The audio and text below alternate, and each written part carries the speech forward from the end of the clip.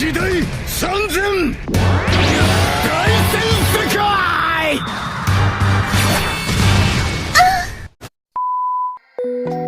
Halo anime lovers, kembali lagi dengan channel M Anime dalam segmen review manga. Setelah kurang lebih menunggu 1 minggu, akhirnya chapter 1063 sudah rilis. Setelah di chapter sebelumnya, kita diperlihatkan agensi B-Zero yang menuju Pulau Egghead untuk menghabisi seluruh cloningannya Dr. Vegapunk. Nah, untuk chapter kali ini, apakah kita akan diperlihatkan adegan-adegan epic lainnya?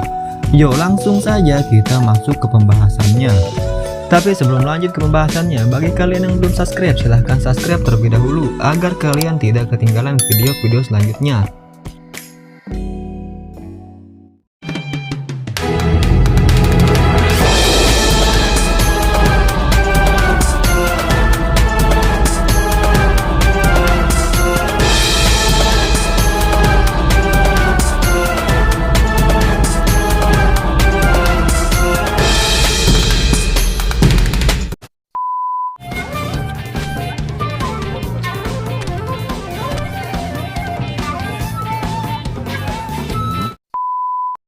Chapter 1063 berjudul Satu-Satunya Keluargaku. Chapter ini dibuka dengan cover story yang menunjukkan bahwa salah satu komandan manis Big Mom yaitu Cracker diperlihatkan sudah membeku menjadi es, serta ada Broly yang sedang menangis di sampingnya. Di sini juga dikatakan kalau Puding sudah diculik. Kemungkinan yang nyulik Puding adalah 2 orang yang nyusup ke Whole Cake Island pada cover story sebelumnya. Kemungkinan besar si Aokiji, ya karena siapa lagi coba yang punya kekuatan es. Tapi kalau benar Aokiji, buat apa dia nyulik Puding? Ya kita tunggu saja kelanjutannya di cover story selanjutnya. Awal chapter diperlihatkan Luffy, Chopper, dan Bonnie yang kekenyangan setelah memakan makanan dari mesin cepat saji.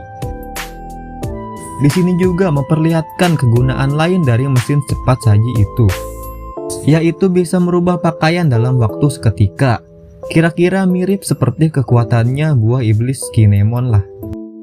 Luffy, Chopper, dan Bonnie berganti baju ke baju ala-ala cyberpunkan, ala-ala futuristik lah bisa dibilangnya.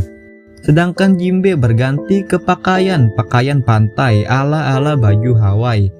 Cerita berlanjut memperlihatkan Luffy yang menyadari bahwa ada seseorang yang mendekat ke arah mereka. Ternyata orang itu adalah Pacifista Kuma yang bertugas sebagai polisi. Pacifista itu berlari ke arah mereka dan langsung menembakkan laser beam miliknya.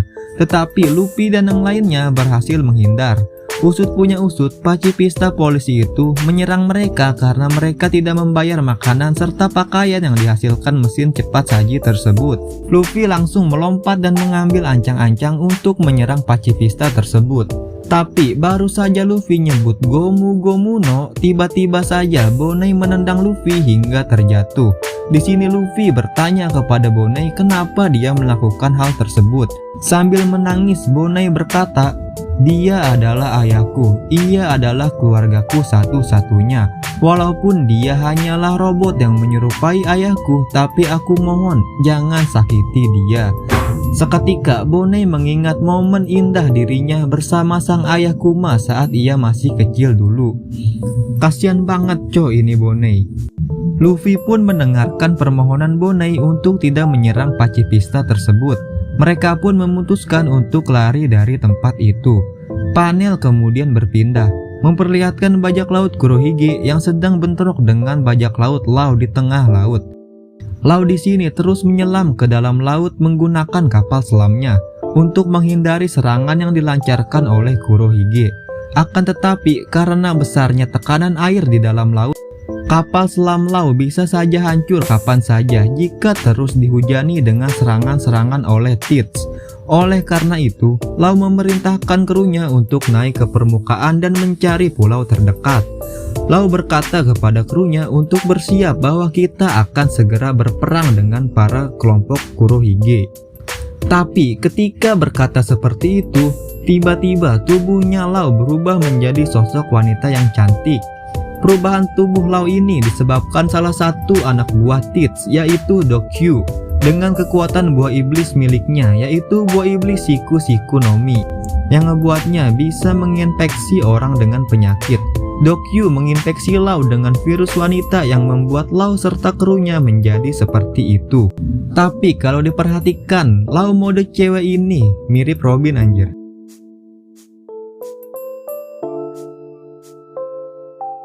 Di sini Lau langsung menangkal virus tersebut dengan kekuatan hakinya, yang mana kita tahu bahwa haki yang kuat bisa menangkal kekuatan buah iblis.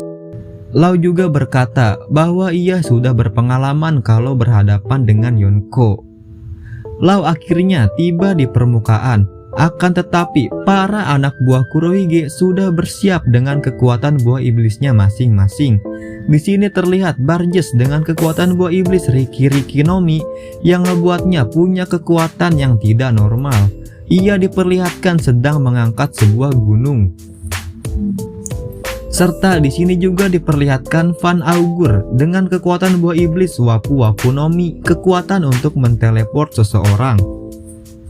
Van Augur langsung menteleport Barges ke tempat Lau, dan Barges langsung melemparkan gunung tersebut kepada Lau dan para krunya. Akan tetapi dengan kekuatan roomnya, Lau berhasil menghindari serangan tersebut dan memindahkan krunya ke tempat lain. Setelah itu, Teach datang menghampiri Lau dengan menaiki Stronger, yang mana si Stronger ini adalah pemakan buah iblis Mythical Zuan model Pegasus. Buah iblis krunya Kurohige sakti-sakti semua anjir, gak sia-sia dia farming buah iblis selama ini. Lau bertanya kepada Teach kenapa dia bisa ada di sini. Kemudian Teach menjelaskan bahwa dia memang sengaja standby di sini karena dia tahu setelah dari Wano, salah satu di antara Luffy, Kid, dan Lau pastinya akan melewati rute ini. Teach juga berkata bahwa tujuan dia adalah untuk mengambil salinan Road Poneglyph yang dimiliki oleh Lau, yang dia dapatkan setelah melawan Kaido dan Big Mom. Di sini Lau dengan pedenya menerima tantangan Kurohige tersebut dan berkata, baiklah, yang menang bisa mendapatkan semuanya. Dan chapter pun selesai. Bisa dibilang pertempuran ini adalah pertempuran solo versus squad antara Lau melawan bajak laut Kurohige. Dan di sini menariknya, baik Lau maupun Teach sama-sama menyandang nama D. Kira-kira bagaimana nasib Lau nantinya? Dan untuk kabar bagusnya, One Piece minggu depan tenang saja tidak libur. Oke, sekian dulu review chapter kali ini. Maaf jika ada salah kata, selebihnya saya mohon maaf. Jangan lupa like, subscribe channel M Anime, share juga ke teman-teman kalian biar kita lebih semangat bikin videonya. Tulis juga di kolom komentar jika kalian ingin berdiskusi mengenai chapter ini. Oke, sampai jumpa di video-video selanjutnya. Bye-bye.